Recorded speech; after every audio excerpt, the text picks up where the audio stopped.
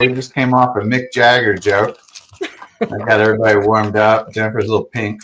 Well, I was going to say, should I even say the Stones are not my people? Plus, you're eating Cheetos, and I have some pizza bread over here that I've been munching on. I'm just repping Nashville with my tea. This episode of Beyond the Fray is brought to you by the Cheetos Corporation. Can I tell you a Cheetos story? Let's hear it. Back in the day, we could not type our papers. We didn't have typewriters at home usually, and we didn't have computers. This is 7th grade for Jennifer Weithman, please. And you had to have very good handwriting. That was one of the things they graded your paper on. And I'm not bragging. I'm an excellent writer. That's one of the avenues I was looking at pursuing, was being an author, right? So I'd written this paper. It was fantastic. It was 1970 something, and I was eating Cheetos as I was doing my paper. And it was a 2-page paper, double spaced, all that, perfect writing. And on the back of the second page, when I finished, I had a little teeny Cheeto thumbprint. And I got knocked from an A+ to a B- because of my Cheeto thumbprint. And she said, don't eat Cheetos when you're doing homework anymore. I think we need to contact her. Let's see who makes these. Frito-Lay.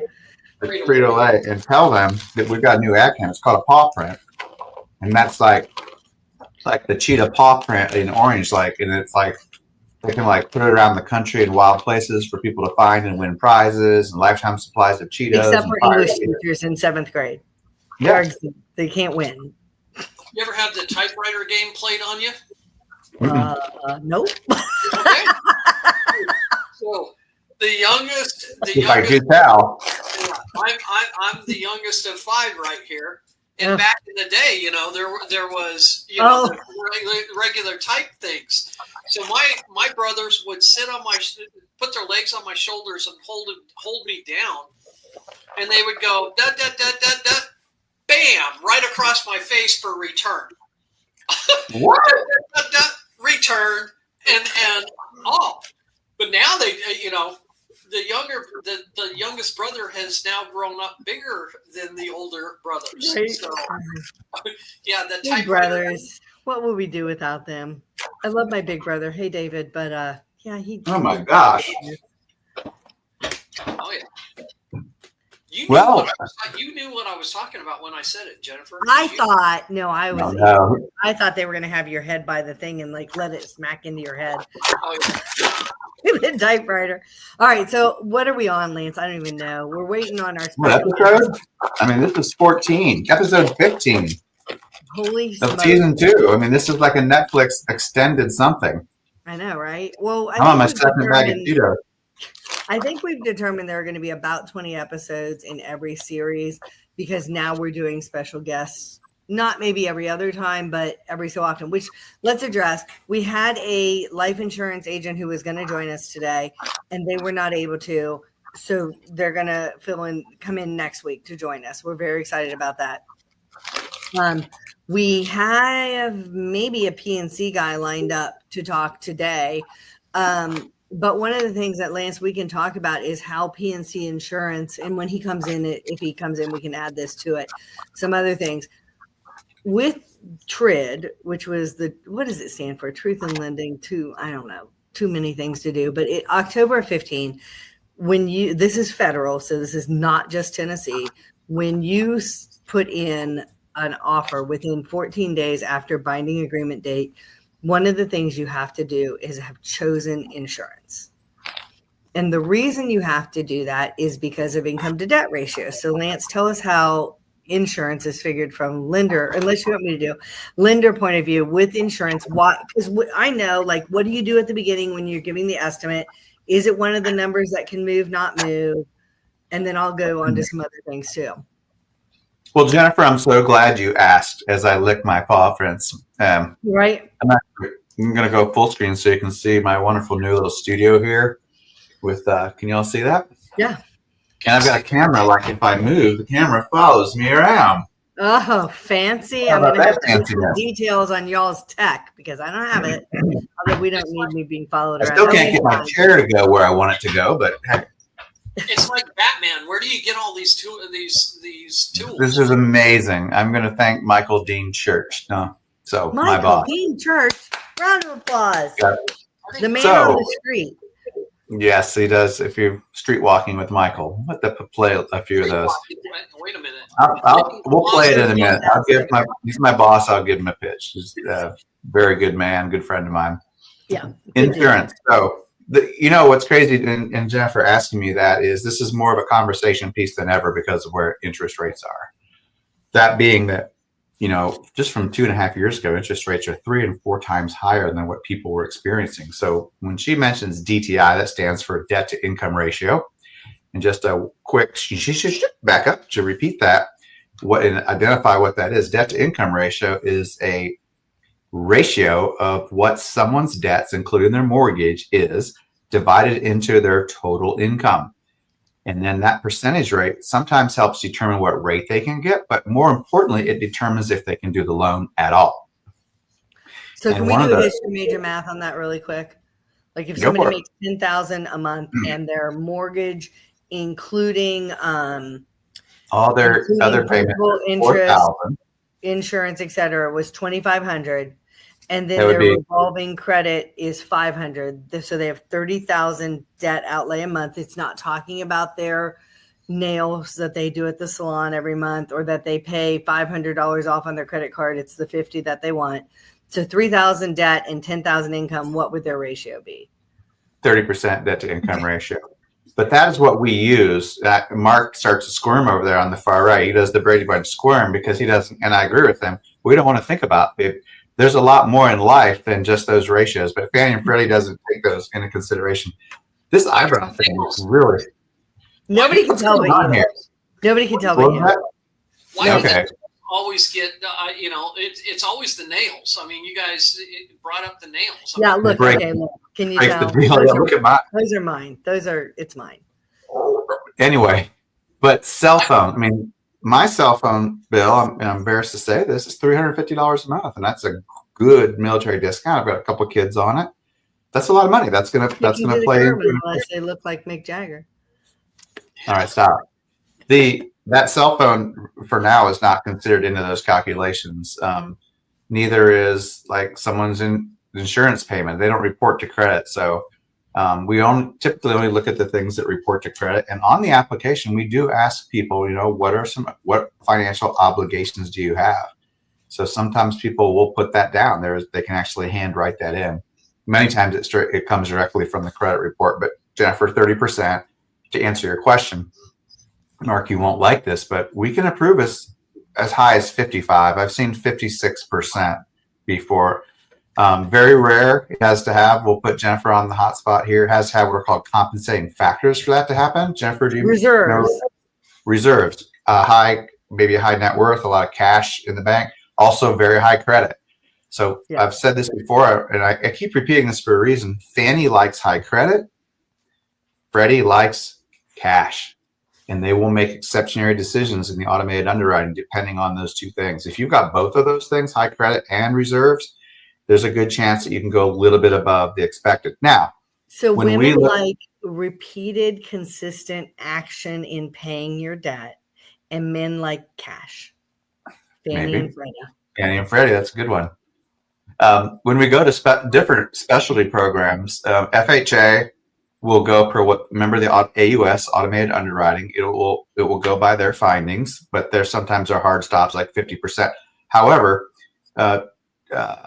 USDA, hard stop of 40%. Nothing is going to go above 40%. Different programs like Tennessee Housing Development Agency, like a bond program, it's 43 or 44%. They're not going to go above. So there's different ratios that play into things. And Jennifer, I went on this long tangent about this because with rates being where they are, when you have a mortgage payment that's $3,500 and someone makes $8,000 a month, and you start to look at any revolving debt or a car they may have, now all of a sudden their insurance payment is it could make or break a deal. And ironically, or with good timing, we've got a joint customer right now, Jennifer, where that is the case. Mm-hmm. And I was actually going to talk to our guests today about that, on what kind of pitfalls there are when we Mark, when we sometimes will communicate with an insurance agent and say, no, we know this person's income is fixed. There's no variability in it. This is what their debt load is. There's no variability in it. This is what there's just no movement, except we're going to need that insurance payment. It would be helpful if that insurance payment was XYZ. And in many cases, you're nodding your head. You can adjust that payment by changing your deductible. I'm raising my hand. I need to tell you, I was a victim or a recipient of the hailstorm damage a few weeks ago, and I carry a very high deductible. You had them too. I carry a very high deductible, and now that high deductible, right? I'm going to be writing a very big check. Yeah. But the other thing with the income to debt ratio is, what's one of my tags? I play in the country. So do you guys know what fire scores are, fire ratings? Yes, I do. So you get a rural volunteer fire department that's got to bring a pumper truck, and your insurance rate is going to be higher than sitting here in suburbia with a bonus fire hydrant in my yard. Yep. And so you can have those higher ratios. But the other thing too, Lance, I'm worried about how many people do you know whose insurance went not up, but way up, their homeowners insurance. I think they're going to start baking in some different ratios like they did with student loans going, you have to take the X percent, you have to do this. And they already account for that when you're escrowing it, but they've been such high jumps. I think it's bigger. Well, go ahead. None of this is anything other than an inconvenience if you're prepared. Right. You're not prepared. That's when it becomes Murphy showing up when you least expect it. And, so a couple things about insurance. For those by the way, Benjamin is getting ready to jump on too. So okay. So a couple things about insurance for anyone listening, the benefit from a financial coach point of view. Yeah, from a financial coach, benefit to you. Number one, okay, call your insurance. If you haven't shopped your insurance in a while, shop it. I suggest shopping it once a year. You just take a look at it. Okay. Number two, call your insurance company and ask them, do they do semi-annual payments? Because my insurance company will give you a discount if you do semi-annual payments, and it's a quarter of a point. Instead of a yearly payment? Yes. Okay. And number three, ask them if you get a discount, if they automatically pull the amount out of your account. The only company that has access to pulling money out of my account is my insurance agents. Your escrow account? No, this No, is, we're talking about with escrow though. I'm talking about any insurance. Just if you have any insurance, call and ask about your discounts. What discounts do you have available? Sure. On car insurance. Okay. For sure. But on a house insurance, you can't. They're doing it different because the mortgage company is paying it. Right. If it's escrowed, if there's a mortgage, because that's what we were talking about, part of it. Yeah, but I'm broadening that conversation. Yeah, I get it. I just didn't want to confuse people. Okay, so on car insurance, download it, find out if they have a DriveWise app. Download it and use it. I get a 30% discount on my insurance every 6 months, which is about. Jennifer's laughing, and I was laughing inside because I'm like, is that really a good idea? Yeah, so it is, Mark. You are correct, but two people on the call are like, If you're paying off debt and you're trying to bring that debt to income ratio that you all are talking about. No, I'm talking about being a good driver. You got to do what you got to do. No, we're thinking our price is going to go up. Yes, that's what I'm saying. Am I in the right conversation here? You're a good driver. I'm an awesome driver. I'm saying that I might not want to download that app because the same might not be True. And so they might be going, we need to I'm just talking readjust. about anyone struggling with insurance costs. Absolutely. Absolutely. And figuring out how to bring more money into your budget and into your lifestyle. You got to do the things that you don't like to do. And the fact of the matter is that is one thing that you might not like to do. Yeah. But drive well. Here's where, and this would be a great question for when he comes in here, when Ben gets in. Are companies starting to take the perspective of, if you're driving distracted, that you're going to suffer any kind of outcome or from that? I mean, it is. Well, let's ask him. I'm going to bring him in. Okay. We're going to do a little. We're going to ask about house stuff too. Let's bring him in. Hang on. I'm looking for my dance pop music. There you go. Here we, ladies and gentlemen, we're going to bring in Benjamin Wisdom from the Allstate Insurance Company. Make the wise choice. Ladies and gentlemen, owner Benjamin Wisdom. What's going on today, Ben? Oh, not too much. Just going through the paces with a customer. Sound like you're. On you. Now you might have two speakers on. Let's see how we can solve that. Might be your headset and your computer both listening at the same time. Oh, okay. Give me 1 second. It's okay. Sometimes it takes more than one message to get through my thick head. Oh, good. Two. That's good. All right. I think sounds good. That was it. We're good. Good to go now? Yep. Perfect. Yep. All right. Perfect. All right. Cool. Awesome. All right. Thanks, guys. For sure. Good. Again, Thank you for joining us. So Benjamin Wisdom with Allstate Insurance, Wisdom Insurance Agency, make the wise choice in Spring Hill, Tennessee, Echo Free. We were talking about how, we were talking about a number of things. We're going to circle back to Mark's in a second, but we were talking about how when you go under contract on a house, you have to choose your insurance within 14 days, because sometimes, like if you're in a higher fire rated zone, it can skew your ratio up.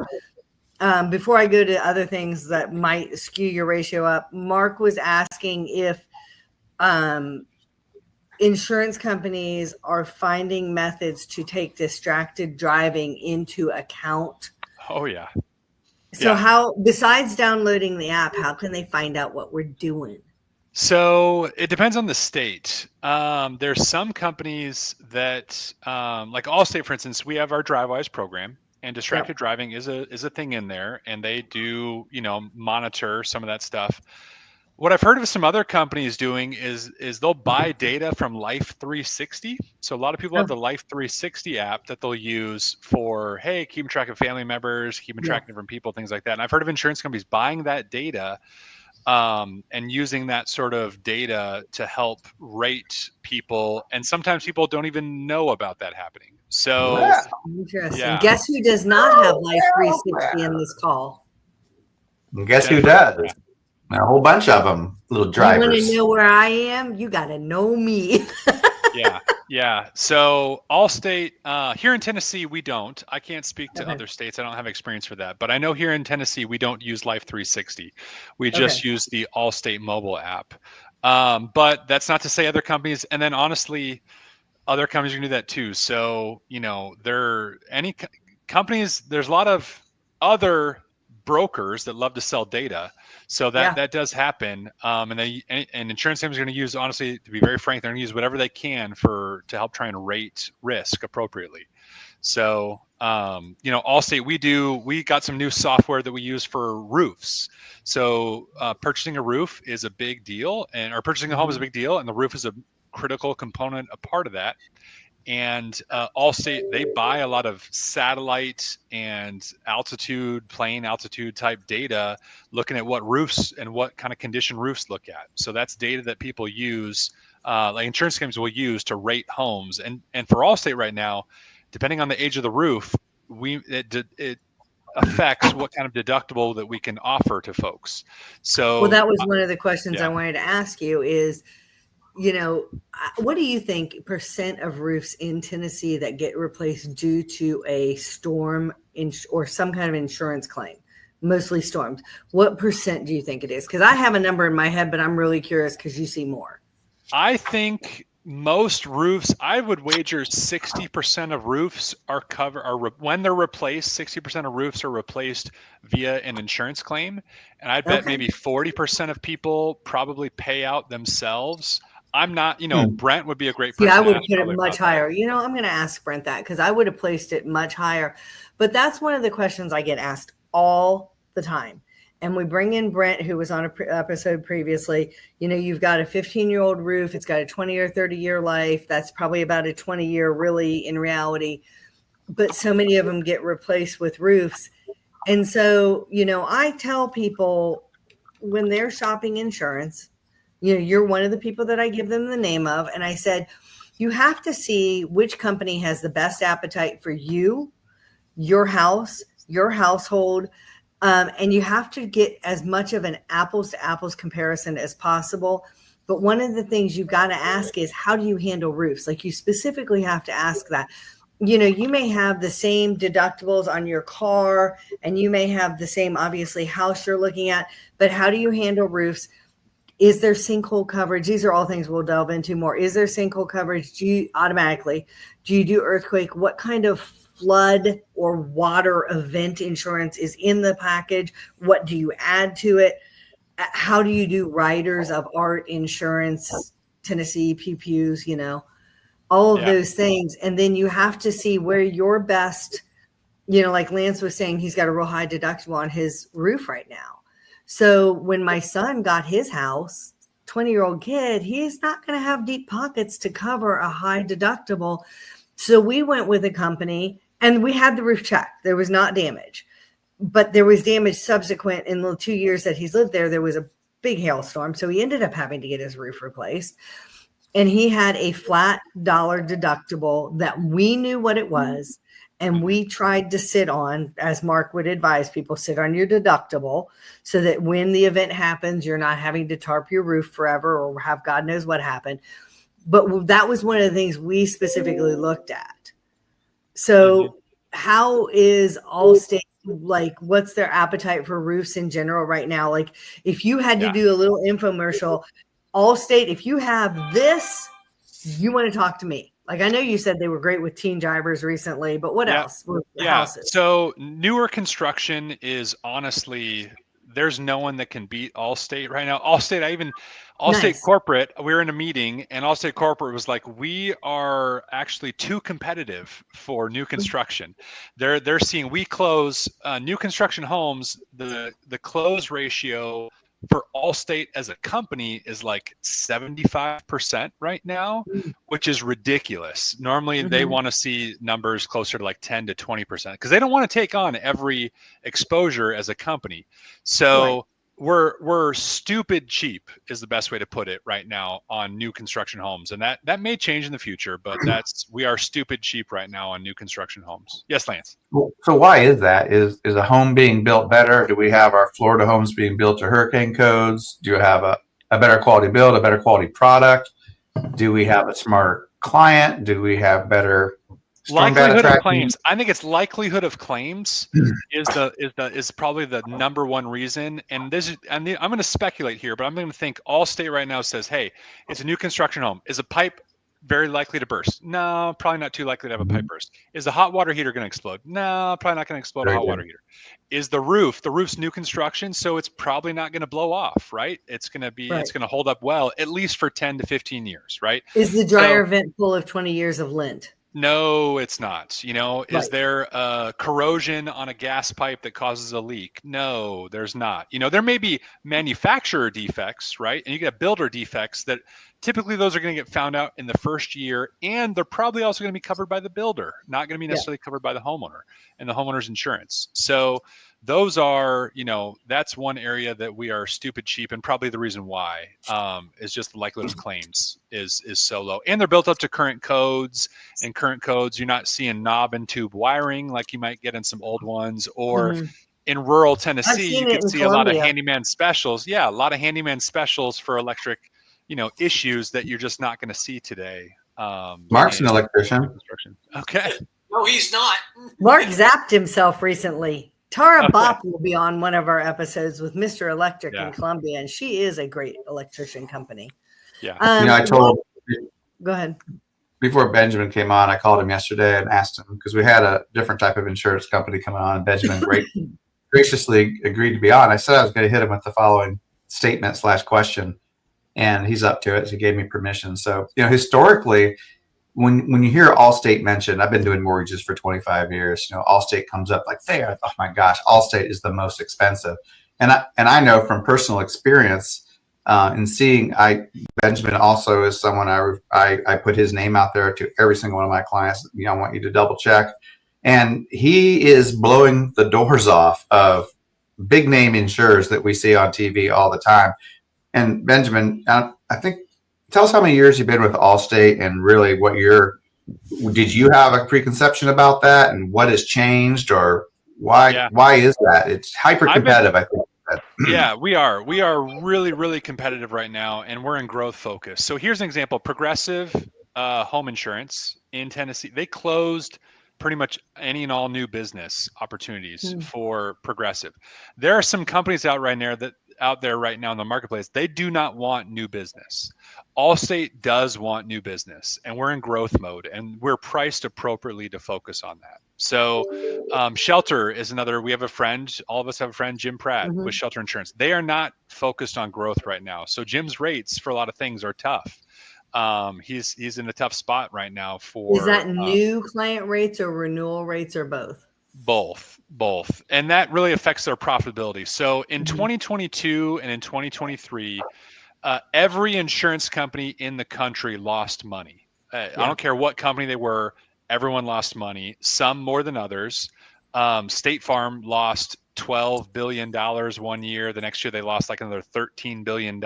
So every company, Allstate lost money. I think we lost $1 billion. We didn't lose as much as some others, but we lost a lot of money. So that meant rate increases. So in 2024 and 2023 and 2024, that meant rate increases. Well, we got profitable again back in 2024. So our drastic rate increases on renewing business on existing customers are not as drastic as some other companies. And then additionally, our new business guidelines are more easier, and we're open to new products and customers.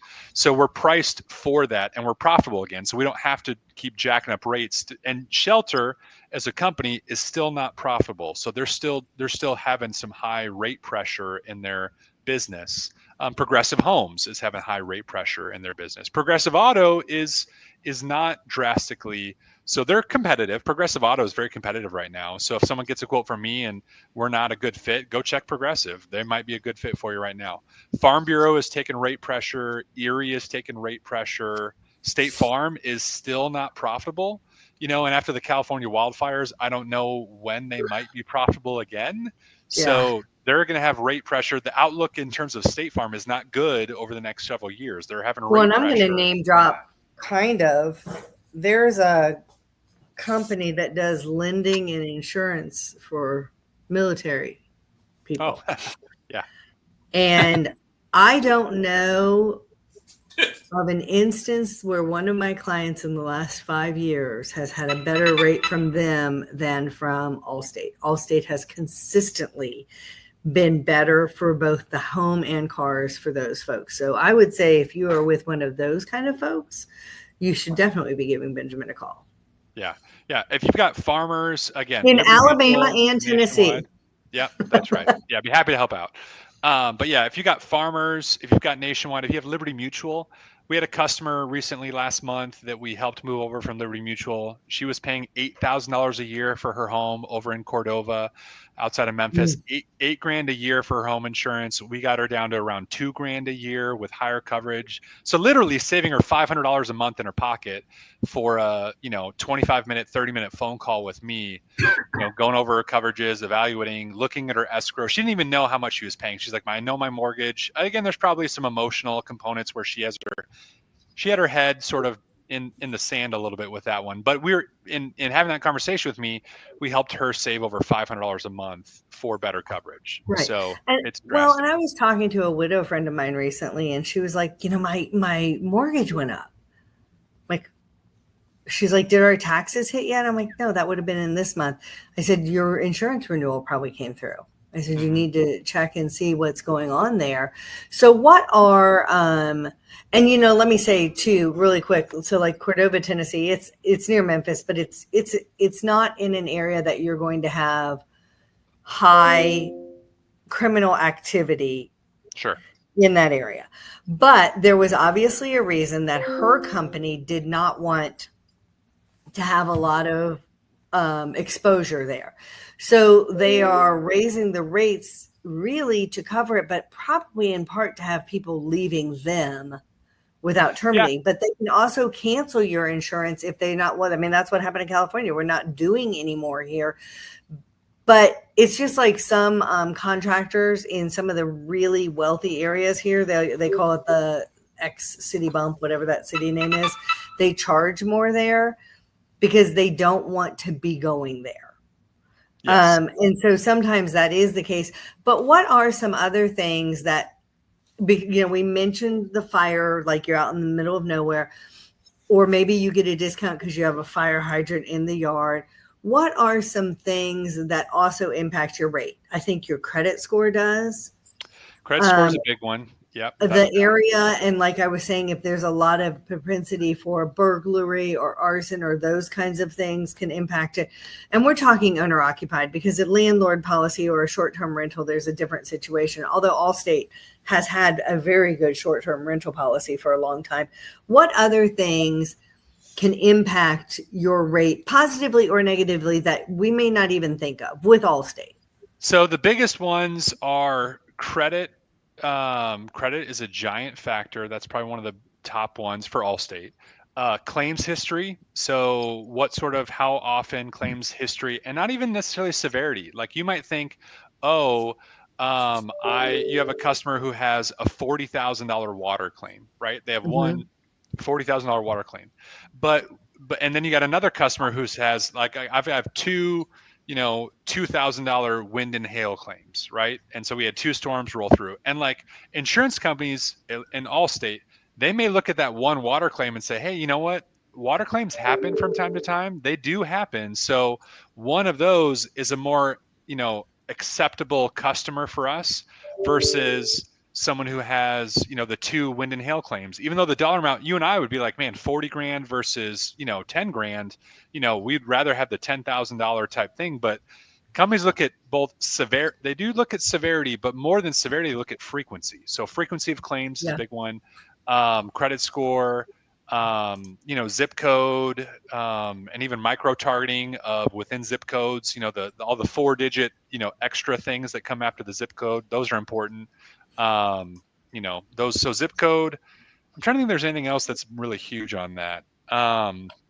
Bundling. I don't think we've talked about it yet, but bundling. If you can bundle your home and your auto insurance together, that is one of the biggest ways you can save. And then, those are the big ones. I mean, pay in full. Well, if you have the money available to pay in full for your policy, you'll get another discount and another savings. Well, that's what Mark was saying, paying in full or paying in part. And we were saying yes, but sometimes in escrow situations you can't do. But that you said something. Let me think what it was really quick.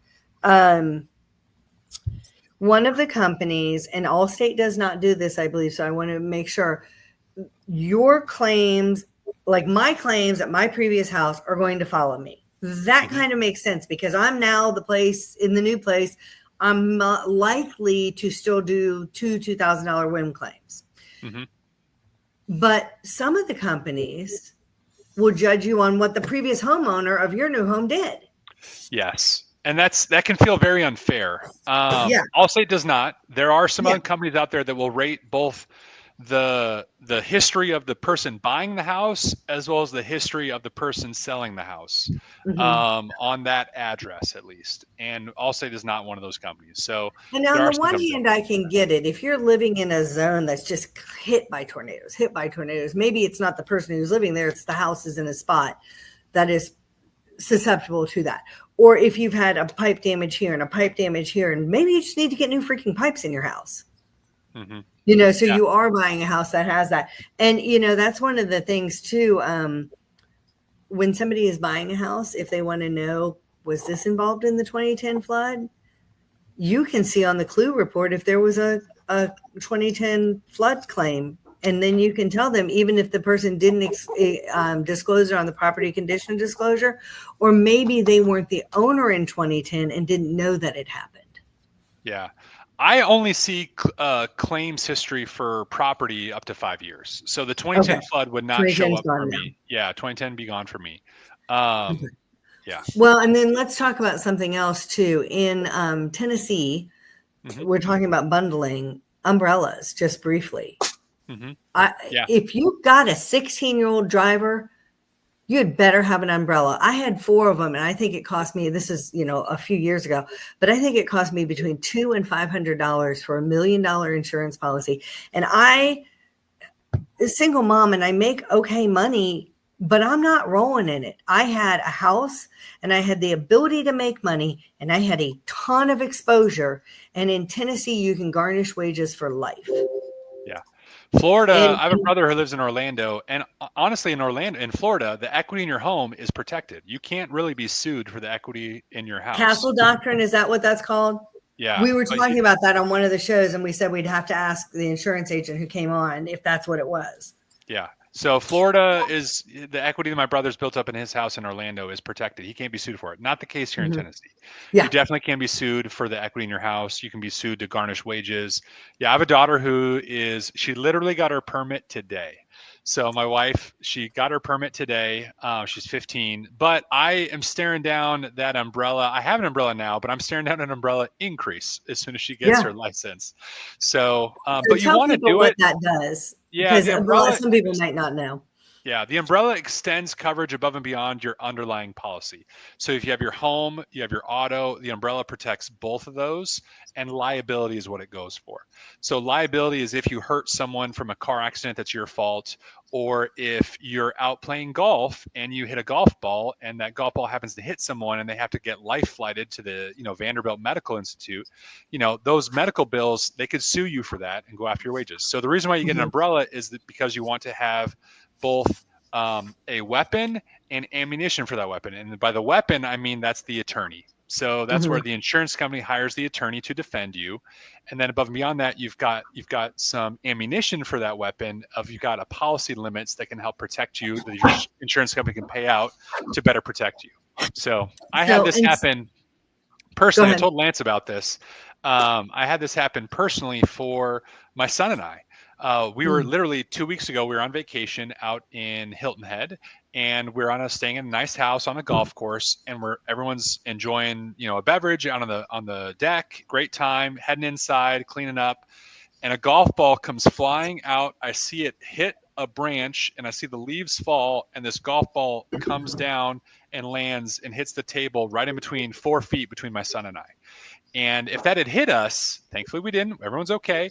But if that had hit us, we could have made a claim against that golfer personally for their actions that caused medical bills and damages. And if they didn't have an umbrella, they could lose a lot of money and a lot of assets, to protect. And you can be sure that we talked about this too. The golf course is indemnified. When you step on there and you give them the fee to pay, they're completely indemnified. And most people would know that. While we're talking about that, if you don't mind, you have another family story. If you would share that with our viewers.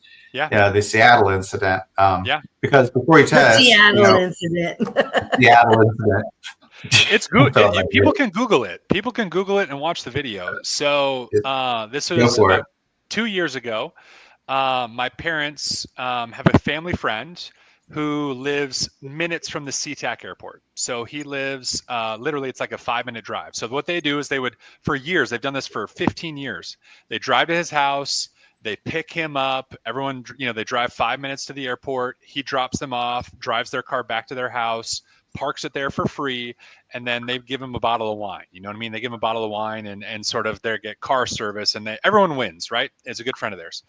Well, they got a new car 2 years ago. First time in the car for this guy. His name's Larry, and he hits the gas instead of the brake at SeaTac Airport after my parents had got out of the car, and he jumped a curb. He hit some people. There was a little child that got injured. There's a SeaTac worker that got injured. There were, I think, 3 total injured parties. and a lot of medical bills, a lot of expenses. It's still going on. It is not settled yet. 2 years later, it happened in May of 2023. So this is 2 years later. It's still going on. My parents they haven't paid a dime out yet for their attorneys. Their attorneys have all been covering it. And honestly, there's like multiple parties involved. That's probably why it's expensive. The SeaTac airport's getting sued. It's a hot mess of litigation that no one wants to be involved in. But that's why you have literal accident. Yes, on a literal definition. Yeah. And what insurance is so what is the umbrella? Is it they have an umbrella? Yeah, Was there's it their auto? there's multiple policies involved. So there's an umbrella policy for my parents that's getting involved. There's an umbrella policy for Larry. He has his own umbrella. He's a great, he's a responsible person who having his own coverage. There's my parents' car insurance policy also involved. I think those are the three policies still outstanding. So my parents' auto insurance, my parents' umbrella, and Larry's umbrella. So Larry's car insurance wouldn't get involved because Larry wasn't driving his car, right? So his car insurance policy is not involved. But his umbrella policy is involved because Larry has liability is because of his mistake. My parents' car insurance is involved because their auto policy was their car. There's their property that caused the accident. And then their umbrella policy is also involved for excess liability. So that's where their car insurance policy covers the first $500,000 of liability, and the umbrella comes in and backs up any additional liability up to $2 million. So there's actually another $1.5 million of coverage for my parents.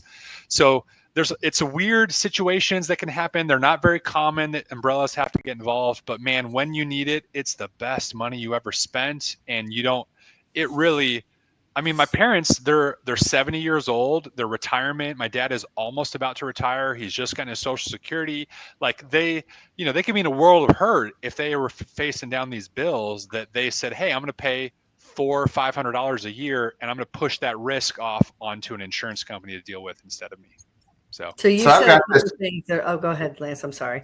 I just don't want to forget.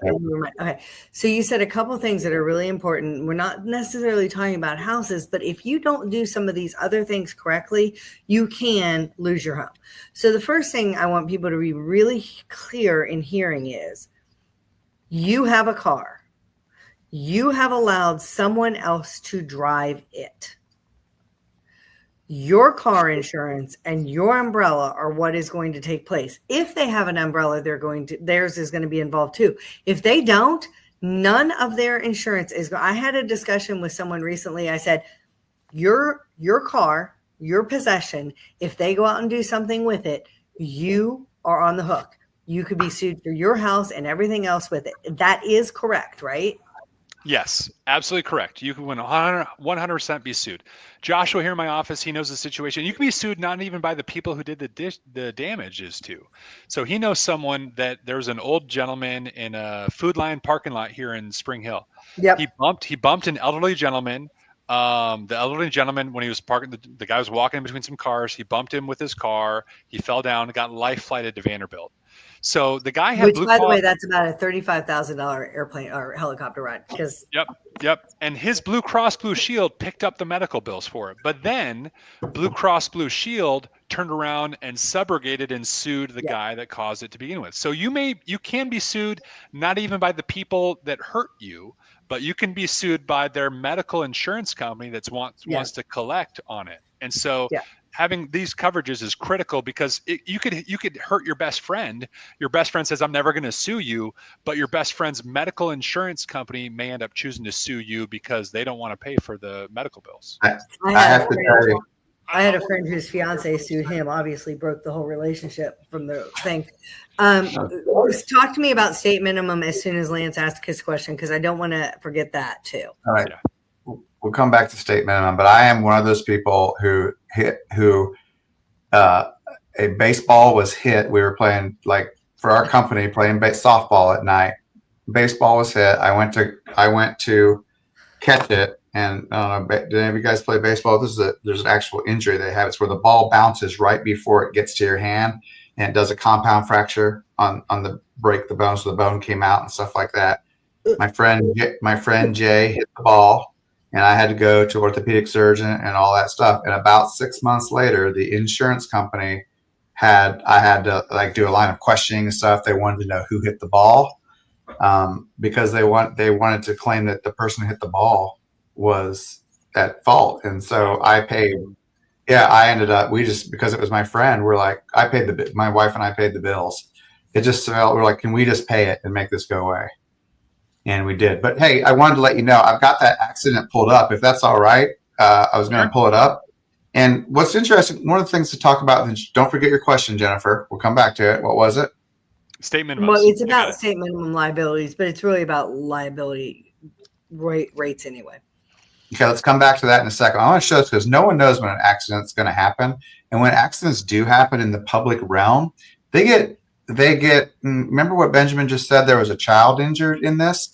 So I'm going to play this story that's on the internet about this incident, and it has a little bit to do with the mob mentality of the media. So bring them up. Benjamin's parents are the worst. Their friends horrible.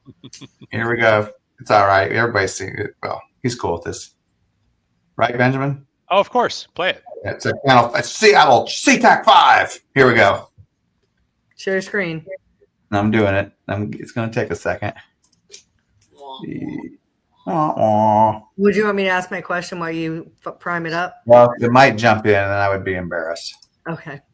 There you go. Ooh. Oh, wow. What is layers that? We're in it's layers on layers on layers. You got to pick the other screen. You got to do the one that says while he's doing that, I want to jump in here for a second and lay out how financial coaching might play a piece of this. So, because we're always aggressive about wanting to pay off debt, and we're on the offense when it comes to paying off debt, but we cannot forget that a good defense, it will protect your finances. Yeah. If you're attempting to pay off debt and you're trying to get to a different place with your finances, without the proper defense, without the proper items here in the insurance world that Ben has talked about, your journey on your finances can abruptly stop if you're not prepared. So that's where I was going with my question too.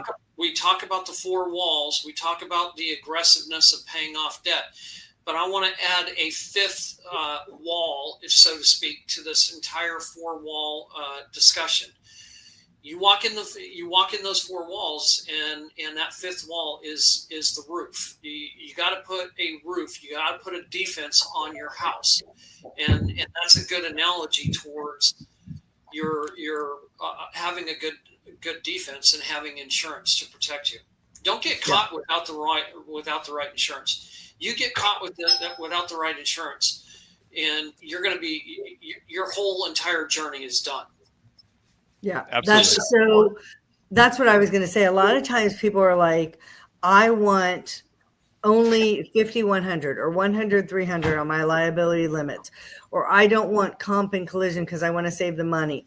In comp and collision, and I have a little bit of an insurance background, even though it's been a while. Comp and collision are a pretty big chunk of what your premium is.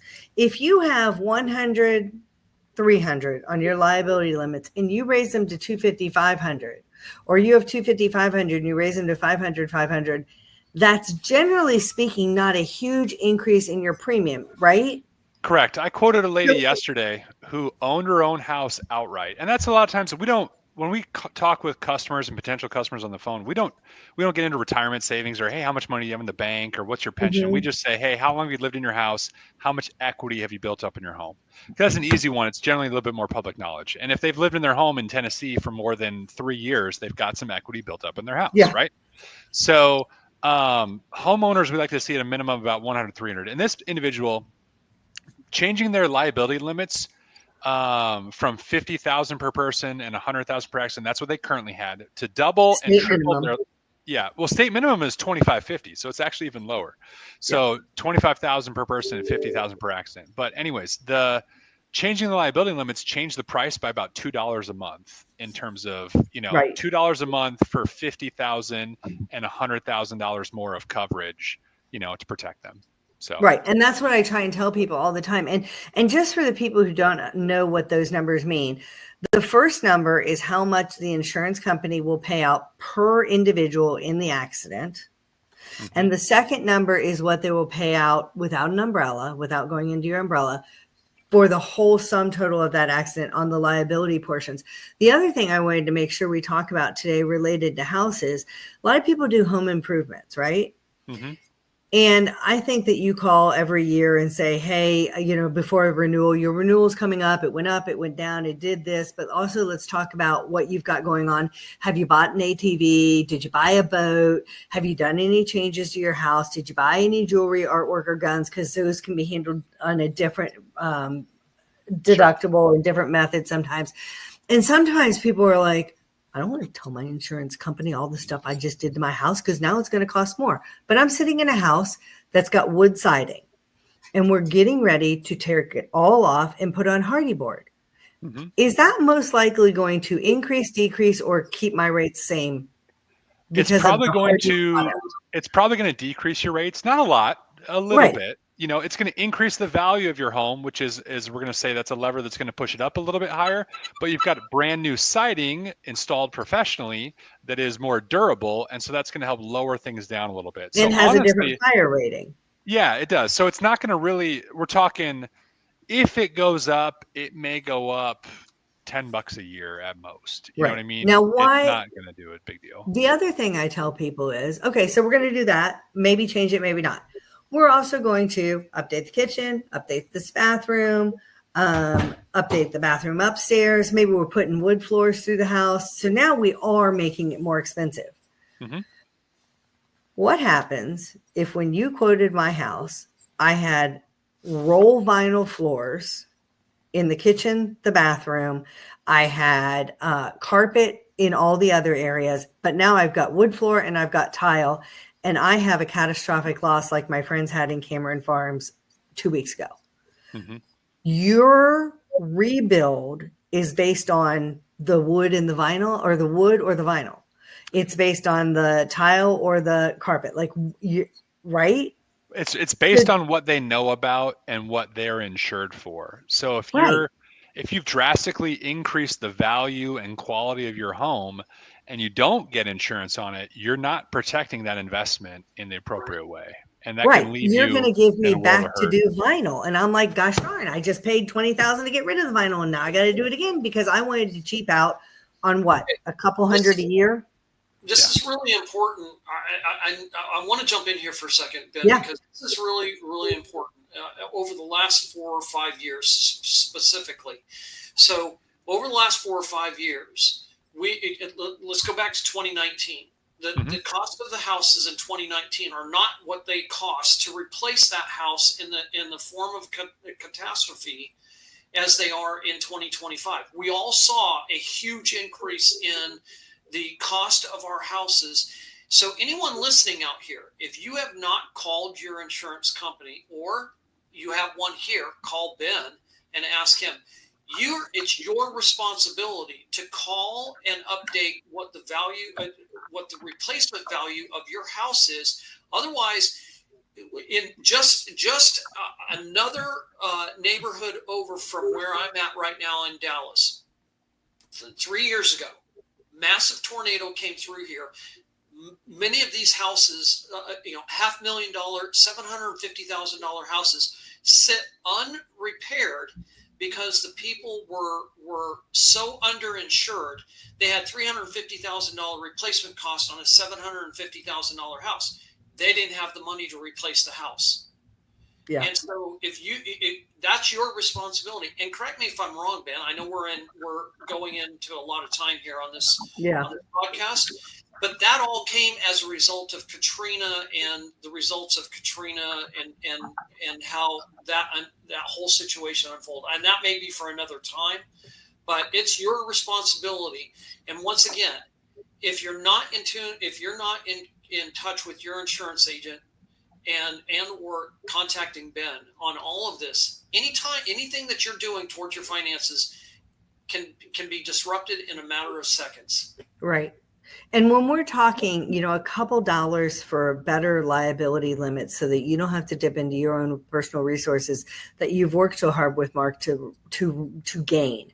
Or when we're talking that you are trying to cheap out on literally a couple $100s a year on your insurance, but now you can't replace your house. Those are really important things.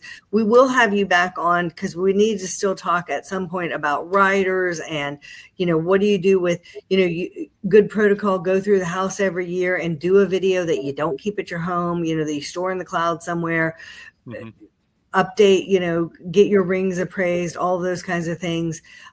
We want to talk about homeowners insurance, not just on the home, but let's say you bought a lot and you're preparing it to be done, built, or you have liability open because you now have a field somewhere, all those things. We want to have you back on and talk, but we usually cut off at around 45 and we are at 55.